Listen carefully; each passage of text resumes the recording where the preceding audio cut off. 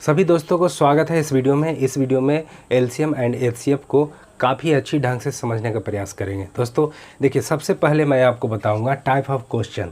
लघुत्तम और महत्तम में किन किन टाइप का प्रश्न पूछे जाते हैं और वे टाइप को बनाने का तरीका यदि आप समझ जाते हैं तो समझिए कि लघुत्तम और महत्तम या किसी भी चैप्टर में आपको सबसे पहले जानना क्या है, टाइप ऑफ क्वेश्चन, किन किन तरीक़ों का प्रश्न पूछा जाता है।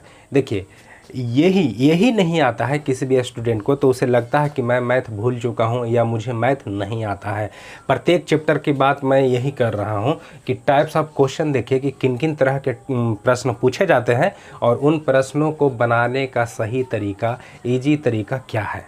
तो चलिए दोस्तों, आज लघुत्तम और महत्तम यानी कि एलसीएम और एचसीएफ को अच्छी तरह से जानने का प्रयास करते हैं। देखिए, इसमें जो है लगभग 9 से 10 टाइप का प्रश्न पूछे जाते हैं। पहला जो है साधारण संख्याओं का एलसीएम और एचसीएफ। ये क्या होता है, इसमें जो है सीधी जो है संख्या का लघुत्तम और महत्तम ज्ञात करने के लिए कहा जाता है। जैसे आपसे कहा जाए कि बताइए कि 12, 16 और 18 का लघुत्तम क्या होगा, महत्तम क्या होगा, तो ये साधारण है, मतलब सीधे पूछा जाता है। और इसी में प्रश्न कई बार पूछा जाता है कि 4 घंटियाँ एक साथ बजती है, अलग अलग टाइम दिया हुआ रहता है और कहा जाता है कि अगली बार कितनी बजे वह बजेगी, तो सीधी बस लघुत्तम निकाल दिया जाता है। और भी कई तरह के प्रश्न जो है इसी से बन जाता है, जैसे कि वह बड़ी से बड़ी संख्या ज्ञात कीजिए जिससे दिए गए संख्या पूरी तरह से कट जाए, है ना। अलग अलग शेष देने वाली, समान शेष देने वाली सभी इसमें इंक्लूड है। तो साधारण विधि से जब हम सीखेंगे कि लघुत्तम और महत्तम किस तरह से ज्ञात किया जाता है तब ये बन जाएगा। अगला है कि भिन्नों का एलसीएम और एचसीएफ। भिन्नों का अंश बटा हर, जैसे 1/5, 6/7, 9/8 का जो है एलसीएम बताइए या एचसीएफ बताइए। तो भिन्नों का एलसीएम और एचसीएफ को सीखेंगे। उसके बाद है दशमलव वाले संख्याओं का लघुत्तम और महत्तम। दशमलव वाले संख्याएं एक रहेगा कि 0.9, 0.6 और 1.8। इसका जो है बताइए कि लघुत्तम क्या होगा या तो महत्तम क्या होगा, दोनों तो पूछा जा सकता है। तो ये पॉइंट वाले संख्याओं का यानी कि दशमलव वाले संख्याओं का लघुत्तम और महत्तम ज्ञात करने के लिए कहा जाएगा। तो ये भी कंप्लीट हो जाएगा। सभी को बारी बारी से सीखेंगे। अभी मैं आपको टाइप्स ऑफ क्वेश्चन बता रहे हैं कि किन किन टाइप का प्रश्न पूछे जाते हैं। आगे है घात वाले संख्याओं का लघुत्तम तथा महत्तम। घात वाले संख्याओं का जैसे रहेगा कि 2 के पावर 5 है, 2 के पावर 3 है, 2 के पावर 8 है, इसका बताइए लघुत्तम क्या होगा, महत्तम क्या होगा। इस तरह के प्रश्न पूछे जाते हैं। तो घात वाले संख्याओं का भी सीखना है, इस तरह का प्रश्न भी पूछे जाते हैं। आगे है बीजगणितीय पदों का। बीजगणितीय पदों का एलसीएम तथा एचसीएफ। ये क्या है, x/z रह सकता है, x/z, x² by square, Z square. इसका एलसीएम या एचसीएफ ज्ञात कीजिए। अलग अलग पद रहेगा दिया हुआ, तो इस तरह के बीजगणितीय पदों का भी एलसीएम और एचसीएफ पढ़ना है। ये टाइप्स ऑफ क्वेश्चन हम आपको बता रहे हैं। आगे है कि 2 संख्याएं तथा एलसीएम और एचसीएफ पर आधारित प्रश्न। जैसे रहेगा कि 2 संख्याओं का गुणनफल इतना है, एलसीएम इतना है, तो एचसीएफ क्या होगा। इस तरह के प्रश्न पूछे जाते हैं। यानी कि 2 संख्या और लघुत्तम और महत्तम से संबंधित प्रश्न दिया जा सकता है। तो ये भी टाइप है। तो भिन्न तरह के अनुपात से संबंधित प्रश्नों का एलसीएम एचसीएफ अनुपात में भी दिया हुआ रहता है। 2 संख्या इतने के अनुपात में है, एलसीएम इतना है, तो बड़ी संख्या क्या होगी, छोटी संख्या क्या होगी। इस तरह के प्रश्न हमेशा पूछे जाते हैं परीक्षाओं में। आगे है समान शेष देने वाली संख्या का एलसीएम या तो एचसीएफ ज्ञात करना। समान शेष क्या है, देखिए कहे कि वह छोटी से छोटी संख्या ज्ञात कीजिए जो दिए गए संख्याओं से विभक्त हो लेकिन एक शेष बचे, या तो 5 शेष बचे। शेष के बाद वहाँ पर करेगा, यानी समान शेष हर दशा में इतना शेष बचे, इस तरह के प्रश्न। और वह बड़ी से बड़ी संख्या भी ज्ञात कीजिए जो दिए गए संख्याओं से को विभक्त करे और 2 या 3 को कुछ भी जो है प्रत्येक दशा में शेष बचे। इस तरह के प्रश्न पूछे जाते हैं। और है अलग अलग शेष देने वाले। अलग अलग मतलब कि अलग अलग संख्या से भाग दिया जाता है और अलग अलग शेष बचता है, तो इस तरह के प्रश्न भी पूछे जा सकते हैं। और है 2 संख्या तथा एचसीएफ दिया रहता है। कहने का मतलब कि लघुत्तम और महत्तम में ही कह देगा कि लघुत्तम महत्तम का इतना गुना है, एक संख्या इतना है तो दूसरी संख्या क्या होगी। मतलब इसमें संख्या भी दिया हुआ रह सकता है और HCF दिया हुआ रहता है। HCF से गुणज संख्या मानते हैं, उसके बाद जो है प्रश्नों को हल कर लेते हैं। तो ये 10 टाइप का प्रश्न सबसे अधिक बार पूछा जाने वाला जो है टाइप है। ये टाइप से मैं आपको अवगत अभी किया हूँ कि इस तरह के प्रश्न पूछे जाते हैं। अब काम क्या है कि इन टाइप के प्रश्नों को बनाने का तरीका, सही तरीका क्या है, और जब आप तरीका जान जाएंगे बनाने का तो आपसे LCM और HCF में एक भी प्रश्न छूटने वाला नहीं है, एक भी प्रश्न नहीं छूटेगा। हाँ, जिस तरह के प्रश्न पूछे जाते हैं, चाहे वह SSC में पूछा जाए, रेलवे में पूछा जाए, आर्मी में पूछा जाए, कोई भी परीक्षा में यदि LCM और HCF से प्रश्न पूछा जाता है तो आपसे नहीं छूटेगा। ये टाइप वाइज मैंने यहाँ पर प्रश्नों का टाइप आपको बताया है। चलिए, अब जो है आपको LCM और HCF को अच्छी तरह से समझाते हैं कि यह है क्या और बनाने का तरीका क्या है ना।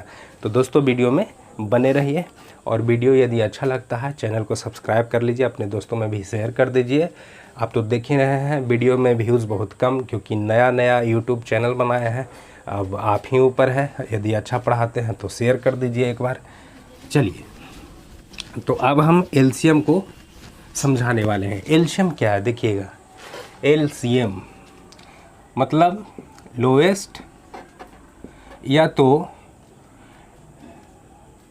या तो लिस्ट, लोएस्ट या लिस्ट कॉमन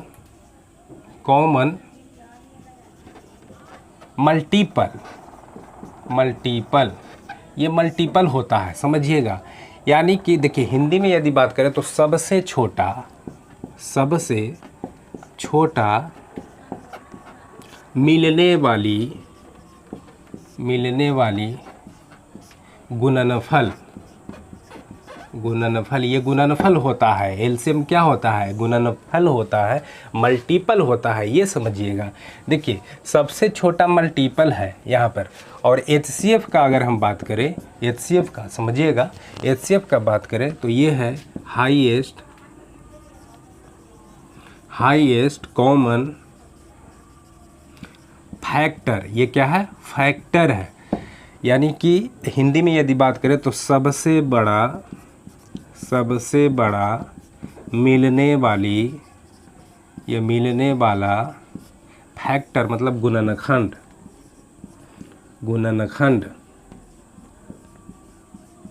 मतलब ये गुणनखंड है। HCF क्या है? गुणनखंड है। और LCM क्या है? गुणनफल है। तो बताइए, बड़ा मान किसका आएगा? बड़ा मान किसका आएगा और छोटा मान किसका आएगा? समझिएगा, ये है सबसे छोटा मिलने वाली गुणनफल। तो गुणनफल है तो बड़ा आएगा ना, है सबसे छोटा, लेकिन मान क्या आएगा? मान बड़ा आएगा, क्योंकि ये गुणनफल है, मतलब गुणा करने के बाद ये प्राप्त होता है। और यहाँ है हाईएस्ट कॉमन फैक्टर, मतलब कि सबसे बड़ा मिलने वाला गुणनखंड। खंड कर दिया तो छोटा तो मान आएगा ही, मैंने सबसे बड़ा का मान छोटा आता है, सबसे छोटा का मान क्या आता है? बड़ा आता है। ये एक अंतर आपको मतलब कि जानना है। अब देखिए, कुछ छोटे छोटे बातों को आपको ध्यान में रखना है। क्या समझिएगा, बस वीडियो में बने रहिए। देखिए, बेसिक कंसेप्ट यदि क्लियर हो जाता है तो प्रश्नों को जल्दी बना पाते हैं और जल्दी भूल भी नहीं पाते हैं। बेसिक कंसेप्ट यदि क्लियर हो तो, है ना। तो चलिए दोस्तों, अब छोटे छोटे बातों को समझते हैं। जैसे LCM जो है, LCM ज्ञात करने का 2 तरीका हम यहाँ पर बताने वाले हैं। कितना? 2 तरीका। पहला हम अभाज्य गुणनखंड विधि बताएंगे आपको, गुणनखंड विधि। और दूसरा जो है भाग विधि। दूसरा क्या? भाग विधि। जैसे एग्जाम्पल लेते हैं, यहाँ पर एग्जाम्पल लेते हैं, इसको आप मिटा सकते हैं। इतना टाइप है, बस टाइप याद रखिएगा। नेक्स्ट वीडियो इन्हीं टाइपों पर बनने वाला है ना। चलिए, इसको अब मिटाते हैं, चूँकि अब जो है एलसीएम बनाने का और एचसीएफ बनाने का तरीका मैं आपको बताने वाला हूँ। अब देखिए, गुणनखंड विधि और भाग विधि, दो विधि मैं आपको यहाँ पर बताने वाला हूँ। एलसीएम में भी काम करेगा और एचसीएफ में भी काम करेगा। जैसे एग्जाम्पल क्वेश्चन मैं आपको देता हूँ, 16 और 20 का एलसीएम बताइए। एलसीएम बताना है, पहले गुणनखंड विधि से करते हैं, ठीक है। 16 का गुणनखंड कितना होगा बताइए। गुणनखंड 16 का गुणनखंड हो जाएगा 2, 2 दूनी 4, 4 दूनी 8 और 8 दूनी 16। यानी इसको आप लिख सकते हैं 2 के पावर कितना, 2 के पावर 4। चलिए, अब 20 का गुणनखंड कितना आएगा बताइएगा।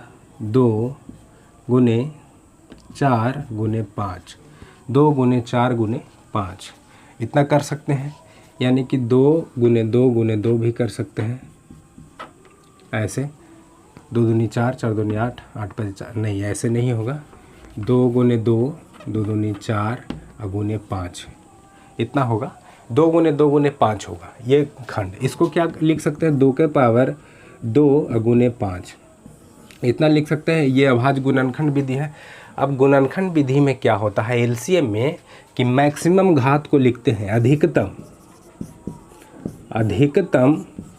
घात को लिखते हैं, अधिकतम घात, और मिले अथवा ना मिले सभी को लिखते हैं।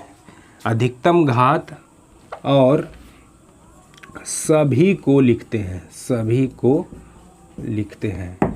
जैसे मैक्सिमम घात कितना है, 2 के पावर 4 है, और यहाँ पर 5 भी गुना में है, तब 5 भी, ये एलसीएम हो गया।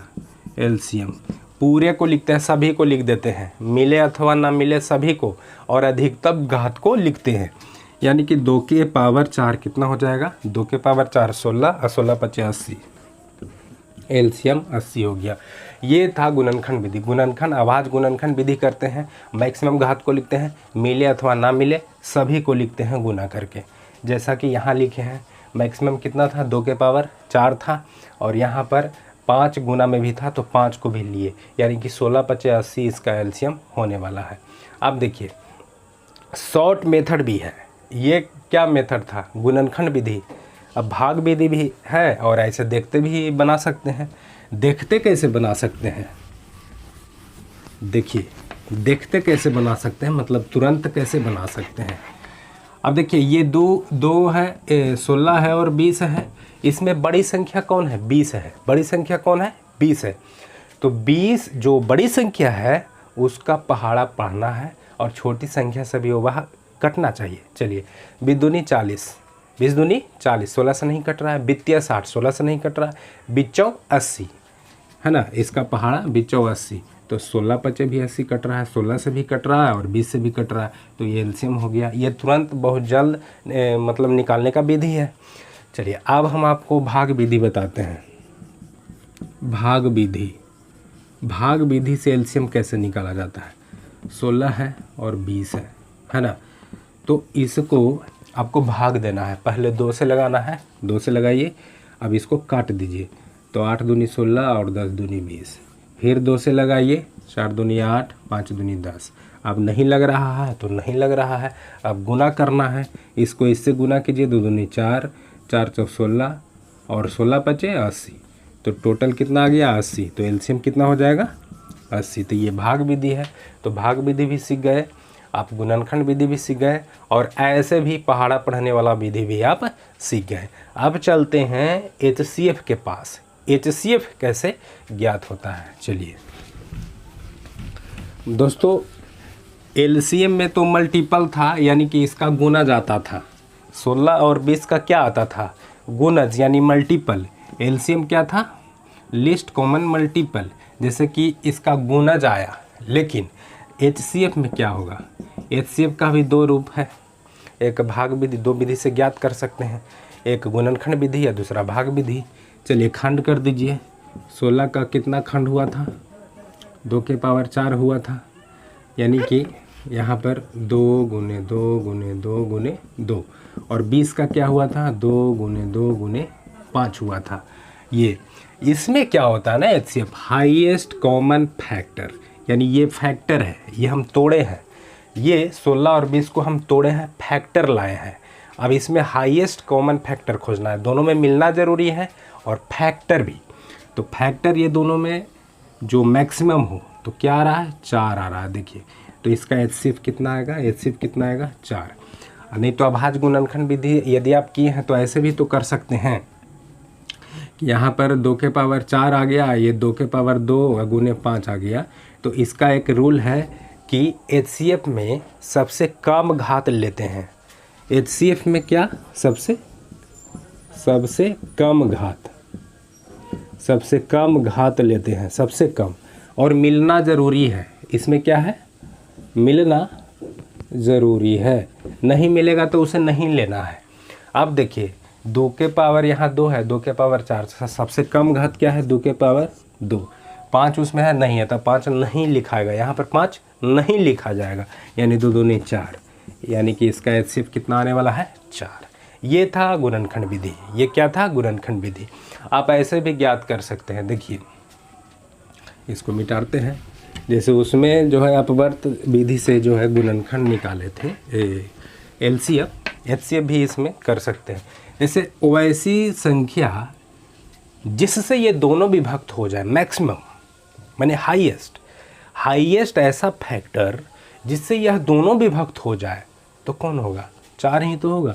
4 से 16 भी कट रहा है और 20 भी कट रहा है, ये मैक्सिमम है। इसके बाद कोई ऐसी संख्या नहीं होगा जिससे ये दोनों विभक्त होगा, है ना। तो ऐसे कर सकते हैं। चलिए भाग विधि से कैसे, भाग विधि से HCF छोटा वाला संख्या से बड़ा वाला संख्या में भाग देना है। छोटा कौन है, 16, बड़ा कौन है, 20। तो छोटा वाला संख्या से बड़ा वाला संख्या में भाग दे रहे हैं। चलिए लगाइए, 1 से लगाइएगा, 20 में से 16 गया 4।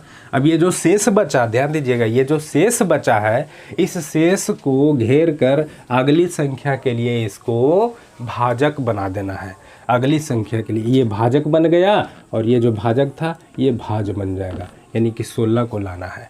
यहाँ पर अब 16 को काटना है 4 से, जो भी शेष बचता है वह अगली बार के लिए वह भाजक बन जाएगा। शेष क्या बन जाएगा, भाजक, और जो भाजक था वह भाज बन जाएगा।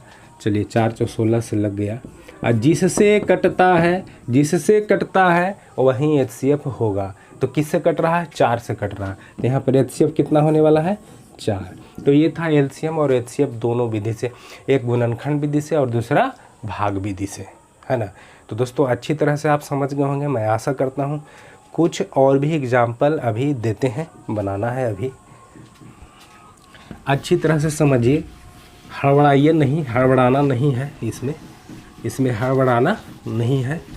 अब देखिए कुछ ऐसी छोटी छोटी संख्या नियम जानना है जो कि काम आए। जैसे एग्जाम्पल में यदि हम आपको दे दें कि 4 और 20 का LCM बताइए, LCM 4 और 20 का LCM, तो क्या छोटी संख्या बड़ी संख्या छोटी संख्या का अपवर्त है, तो हाँ है। 4 से 20 कट रहा है तो इसका LCM बड़ी संख्या हो जाएगा, यानी कि 20 ही होगा। अब 4 और 20 का HCF ज्ञात करना चाह रहे हैं। HCF समझिएगा, तो HCF छोटी मैक्सिमम तो कॉमन फैक्टर लाना है, यहाँ पर मैक्सिमम ही लाना है लेकिन फैक्टर लाना है, तोड़ा हुआ यानी कि खंड लाना है। तो क्या ये दोनों को खंड कीजिएगा तो छोटी संख्या बड़ी संख्या से कट रहा है, छोटी संख्या से बड़ी संख्या कट रहा है, तो हाँ कट रहा है, तो यहाँ छोटी संख्या ही यानी 4 ही हो जाएगा HCF। अभी हम थोड़ा देर पहले बताए थे कि देखिए ये LCM लोएस्ट कॉमन मल्टीपल होता है और हाईएस्ट जो है ये हाईएस्ट कॉमन फैक्टर होता है। मान किसका बड़ा होता है, LCM का मान बड़ा होता है और HCF का छोटा होता है। ये बड़ा, ये हाईएस्ट होते हुए भी इसका मान छोटा और ये लोएस्ट होते हुए भी इसका मान बड़ा। कारण कि ये मल्टीपल है, LCM में क्या है, मल्टीपल है, और HCF में क्या है, फैक्टर है। यही कारण है ना। चलिए और भी कुछ एग्जाम्पल देखिएगा, बस छोटा छोटा नियम अभी सीख लीजिए, ये आगे काम देगा। जैसे 5 और 7 का LCM क्या होगा, यहाँ पर देख रहे हैं कि कोई किसी का अपवर्त है नहीं, किसी एक संख्या से भी कोई दोनों कट ही नहीं रहा, तो ये दोनों गुना हो जाएगा, ये दोनों क्या हो जाएगा, गुना हो जाएगा। 7 पचे 35। अब देखिए इसका जो है HCF क्या होगा, HCF इस स्थिति में ध्यान दीजिएगा, इस स्थिति में किससे ये दोनों कट रहा है, मैक्सिमम संख्या बताना है, तो एक से ही दोनों कट रहा है और किसी से नहीं कट रहा है, एक से ही कट रहा है तो इसका 1 होने वाला है। HCF कितना होगा, 1 होने वाला है। किसी ऐसी संख्या जिसका ये दोनों अपवर्त है नहीं है, मतलब विभक्त हो रहा नहीं हो रहा, एक ही संख्या से दोनों नहीं विभक्त हो रहा, तो क्या हो जाएगा, 1 हो जाएगा। ऐसी संख्या को बोला जाता है सहअभाज्य संख्या। क्या बोला जाता है, सहअभाज्य। सहअभाज्य संख्या का ये जो है आप परिभाषा भी निकाल सकते हैं कि दो ऐसी संख्या जिसका महत्तम समवर्तक 1 होता है उसको सहअभाज्य संख्या कहते हैं, है ना। तो यहाँ तक सीख गए, अब आगे चलते हैं। दोस्तों दो संख्या ऐसा लेते हैं कि यहाँ पर 16 और 20 जो शुरू में लिए थे। यहाँ पर एक कंसेप्ट, बहुत ज़बरदस्त कंसेप्ट सीखना है जो कि काम आएगा आगे चल के। ये दोनों का जो LCM है कितना आ जाएगा, 80 आ जाएगा। HCF क्या आएगा, HCF क्या आएगा, HCF आ जाएगा यहाँ पर 4। अब यहाँ पर दो बात कन्फर्म निकल गया है जो कि आगे बहुत काम देगा। क्या कि LCM को HCF से विभक्त होना ज़रूरी है, HCF से विभक्त होना ज़रूरी। देखिए 4 से ये कट रहा ना, यानी कि हर क्वेश्चन में, देखिए हर क्वेश्चन में यदि LCM दिया हुआ है और HCF है तो HCF से LCM को विभक्त होना बहुत ज़रूरी है, नहीं तो ये क्वेश्चन गलत हो जाएगा। LCM को विभक्त होना ज़रूरी है किससे, HCF से, और जो भी संख्या दी गई है उससे भी यह विभक्त होता है। कौन, LCM। LCM सबसे बड़ा मान होता है, नाम तो छोटा है लेकिन मान इसका बड़ा आता है। तो LCM संख्या से भी विभक्त होना ज़रूरी है और HCF से भी विभक्त होना ज़रूरी है। ये कंसेप्ट आगे चल के काम देगा। जब किताब से प्रश्नों को हल कीजिएगा तब ये काफ़ी महत्वपूर्ण पॉइंट है जो कि काम देगा आने वाले मतलब समय में। तो दोस्तों मिलते हैं अगले वीडियो में कुछ प्रश्नों को लेकर जो कि परीक्षाओं में पूछा जा चुका है, रेलवे और SSC में पूछे गए प्रश्नों को लेकर चलते हैं। और वह जो 10 टाइप के प्रश्नों को मैं आपको बताया हूं कि ये टाइप के प्रश्न पूछे जाते हैं, उन सभी को बारी बारी से मतलब सीखेंगे अच्छी तरह से और बहुत ही बेहतरीन तरीक़ा से प्रयास करूँगा कि आपको समझ में आए। तो चलिए दोस्तों मिलते हैं अगले वीडियो में।